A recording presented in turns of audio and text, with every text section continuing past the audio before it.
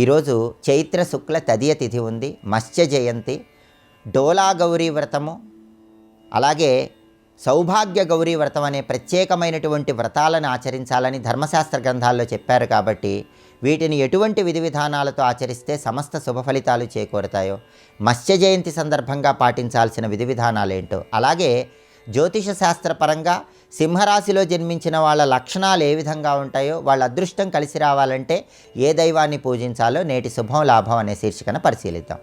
ప్రధానంగా చైత్రమాసంలో శుక్లపక్షంలో వచ్చే తదియ తిథి నాడు అపరాహ్న సమయంలో శ్రీ మహావిష్ణువు మత్స్య రూపంలో ఆవిర్భవించాడని మత్స్యపురాణంలో చెప్పారు. కాబట్టి ఈరోజు మత్స్య జయంతి. ఈ సందర్భంగా అందరూ కూడా ఇంట్లో పూజ గదిలో దీపారాధన చేశాక వామే శంఖం గదాం దక్షే ద్విభుజో మత్స్యరూపధృత్ నరాంఘిర్మత్స్యరూపోవా మత్స్యరూపీ జనార్దన అనే మత్స్యావతారంలో ఉన్నటువంటి విష్ణుమూర్తికి సంబంధించిన ధ్యాన శ్లోకం చదువుకోవాలి. అంటే ఒక చేతిలో శంఖము, ఇంకొక చేతిలో గదా ధరించి సగం మనిషి ఆకారంలో సగం చేప ఆకారంలో ఉన్నటువంటి మత్స్యావతారంలో ఉన్న శ్రీ మహావిష్ణువుకు నమస్కారం అని చెప్పటమే ఈ శ్లోకంలో ఉన్న అర్థం. అలాగే చైత్ర శుక్ల తదియ తిథి నాడు సౌభాగ్య గౌరీ వ్రతము లేదా సౌభాగ్య శయన వ్రతము లేదా డోలా గౌరీ వ్రతం లేదా శివ డోలోత్సవం అనే పేరుతో ప్రత్యేకమైన విధి విధానాలు పాటించాలని స్మృతి కౌస్తుభం, చతుర్వర్గ చింతామణి అనే ప్రామాణిక గ్రంథాల్లో మత్స్యపురాణంలో చెప్పడం జరిగింది. కాబట్టి ఈరోజు తప్పనిసరిగా అందరూ కూడా గౌరీ శంకరులను పూజించాలి. అంటే గృహంలో పార్వతీ పరమేశ్వరుల చిత్రపటం దగ్గర దీపాన్ని వెలిగించుకోవటం, అలాగే గంధము, పుష్పము, ధూపము, దీపము, నైవేద్యము ఈ 5 ఉపచారాలతో పూజ చేసుకోవటం. ఆ తర్వాత గృహానికి ముత్తైదువులను పిలిచి ఆ ముత్తైదువులకి పసుపు, కుంకుమ, మామిడి పండు తాంబూలంలో ఉంచి తాంబూల వాయనం ఇవ్వటం చేయాలి. ప్రధానంగా సాయంకాలం పూట ఒక పేరంటంలాగా ఏర్పాటు చేసి శివపార్వతులకు సంబంధించినటువంటి విగ్రహాలు కానీ చిత్రపటాలు కానీ ఊయలలో ఉంచి ఊయల సేవ చేయాలి. దీన్నే శివ డోలోత్సవము లేదా డోలా గౌరీ వ్రతం అనే పేరుతో పిలుస్తారు. అలా శివపార్వతులకు ఊయల సేవ చేసిన తర్వాత ముత్తైదువులకు తాంబూల వాయనం ఇవ్వాలి. ఇలా చేస్తే సంవత్సరం మొత్తం శివపార్వతుల సంపూర్ణమైన అనుగ్రహానికి ప్రతి ఒక్కరూ సులభంగా పాత్రలు కావచ్చు. అలాగే జ్యోతిష శాస్త్రంలో జన్మరాశికి ప్రత్యేకమైన ప్రాధాన్యత చెప్పడం జరిగింది. సింహరాశిలో జన్మించిన వాళ్ళు కొన్ని ప్రత్యేకమైన లక్షణాలతో ఉంటారు. సింహరాశి అంటే వాళ్ళకున్న ప్రధానమైనటువంటి లక్షణం ఏంటంటే ఆ రాశికి అధిపతి సూర్యుడు. సూర్యుడు గ్రహాలకు రాజు. సూర్యుడు చెప్పినట్టు గ్రహాలన్నీ వింటాయి. కాబట్టి సింహరాశిలో జన్మించిన వాళ్ళు వాళ్ళ మాట నెగ్గాలనే మనస్తత్వాన్ని ఎక్కువగా కలిగి ఉంటారు.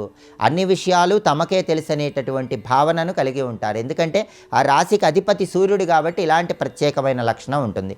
ప్రధానంగా సింహరాశిలో జన్మించిన పురుషులైతే ఏ వస్తువునైనా సరే వినియోగించుకోవటంలో ప్రత్యేకమైన శ్రద్ధను కలిగి ఉంటారు.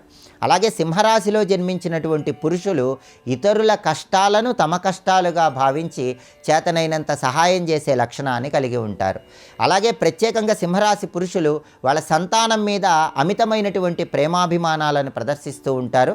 అలాగే సింహరాశిలో జన్మించిన వాళ్ళు సనాతన సంస్కృతి సంప్రదాయాలకు ఎక్కువ ప్రాధాన్యత ఇచ్చేటటువంటి లక్షణాన్ని కలిగి ఉంటారు. కానీ విమర్శిస్తే ఒప్పుకోని మనస్తత్వాన్ని కలిగి ఉంటారు. ధర్మ మార్గంలో ముందడుగు వేస్తూ ఉంటారు. ఎవరైనా తప్పు చేసినప్పటికీ వాళ్ళని క్షమించగలిగేటటువంటి లక్షణాన్ని కూడా కలిగి ఉంటారు.